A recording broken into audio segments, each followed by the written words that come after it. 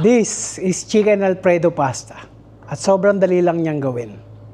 Chicken breast. Season lang natin ng salt, black pepper, paprika, garlic powder. Kumukulong tubig, lagyan lang natin ng asin.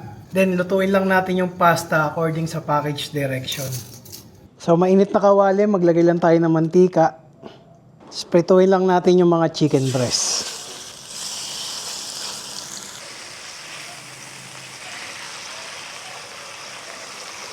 Then, pagluto na, set aside lang natin. Same pan, tunaw lang tayo ng butter. Tapos mag-isa tayo ng sibuyas. Sunod na rin yung bawang.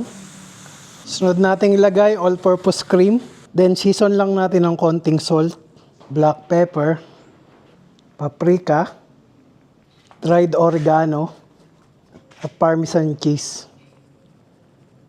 Simmer lang natin to ng mga 5 minutes. And balik lang natin yung mga pasta. And kapag nahalo na nating mabuti, balik na natin yung mga niluto nating manok.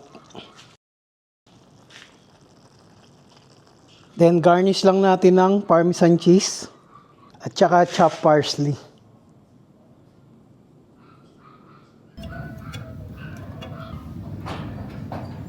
Cheers!